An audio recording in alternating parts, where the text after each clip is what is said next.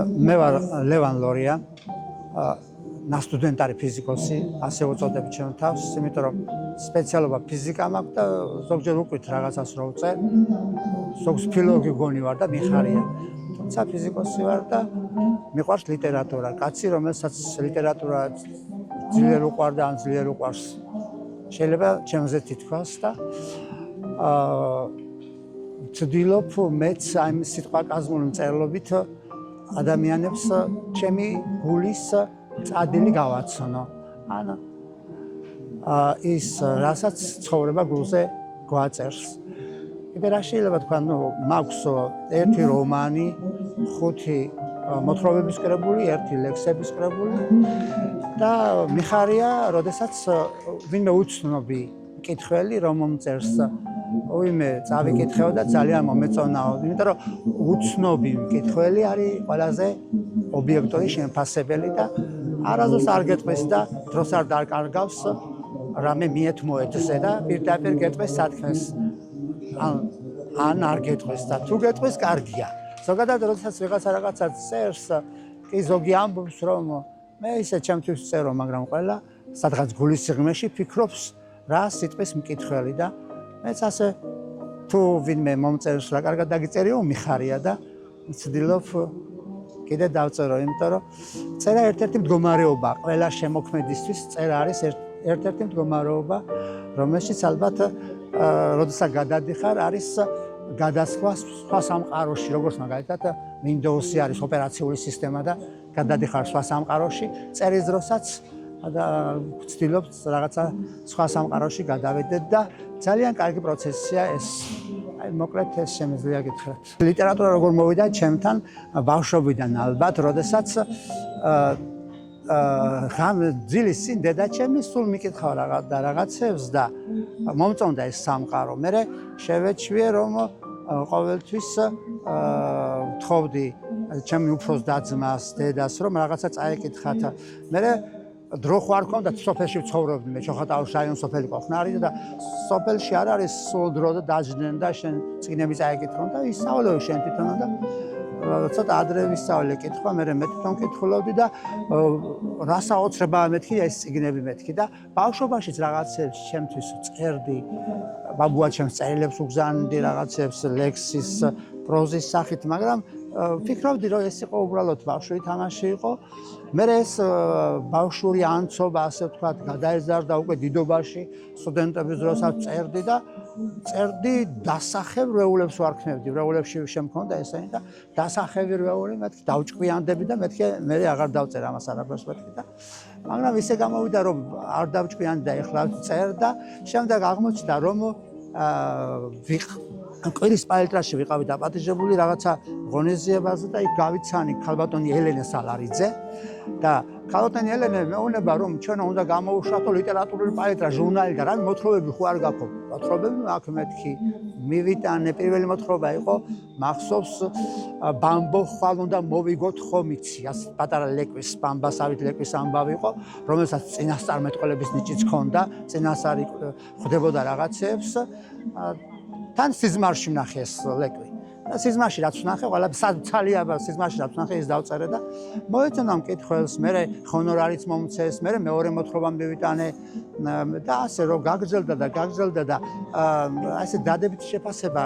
წამოვიდა მკითხველის და მოწონება, მე აეწყო ასე და ხან ლექსებს წერ, ხან მოთხრობებს წერ, რომანიც მაქვს ერთი და ასე ვცდილობ აი ერთმა მკითხველმა მომწერა შენიო მოთხრობაო, აი როგორც წამალი ისეაო, ცუდად რო ვარო, კითხულობ და კარგად ხვდებიო. ხო და ფიქრობ რომ კარგი იქნება თუ აფთიაქებშიც გაიყიდება ზოგადად კარგი ნაწარმოები. სხვადასხვა არის აფთიაქებში წიგნები იყიდება და აი აქედან წამოვიდა მე მგონი ეს ყველაფერი. ბათუმი საოცარია, ბათუმი ძალიან მიყვარს, ჩემი და ბათუმში ცხოვრობს. ჩემი ბევრი ნათესავი მამიდაშვილები, ძალიან ბევრი ნათესავი ბათუმშია და ყოველთვის ბავშვობაში ჩამოდიოდი ამ საოცარ ადგილას, ყოველთვის რაღაცა დიდი სიყვარულით მაკავშირებდა და შემდეგ როდესაც ეს ნაწარმოებები ასე თუ ისე რაღაცა მოეწონა, გავხდი აი ესეთი ზაზაფირცხალაიშვილი ერთი ძალიან კაი გურული ბიჭი, რომელიც მართავს ლექსების გამოფენას ძალიან კარგ ფესტივალს. მოვხვდი ამ ფესტივალზე, მე გავიცანი ძალიან ბევრი კარგი ადამიანი, ძალიან კარგი პოეტები და ყოველთვის სიხარულით მოვდივარ აქ, იმიტომ რომ ვიცი რომ იქნება ძალიან დიდი ზეიმი პოეზიის, პროზის, არაჩვეულებრივ ადამიანებთან შეხვედრა იქნება და ერთი ეპიზოდი მინდა გავიხსენოთ, რადგანაც თქვენ რაც გაიხსენებთო. ბულვარში ვარ, ბათუმის ბულვარში ვარ და აი იქ ანბანის კოშკთან რო არის ტრენაჟორები, პატარა ბავშვი ვარჯიშობს დაახლოებით აი ასე 6-7 წლის და ლექსი თუ იცი მეთქი ვეკითხები, ლექსები თუ იცი მეთქი და შენ თუ იციო, მე მეკითხა, იცი მეთქი, აბა თქვიო და დავიწყე, მინდა მალე გავიზარდო, მალე გავხდე დიდი, ჩავშდე მეც იმ რაკეტაში მთვარესთან რომ მიდის და ის მიწა-გმირა დაუბრუნდე რაღაცა პატარა ლექსია და აბა ახლა შენ მეთქი და მეთქი ალბათ რაღაცა ასე ჩემსავით რაღაცას და დაიწყო ზურაბ გორგილაძის ლექსი რო აი ოხოი ნანა და ქედა მიცა ხულო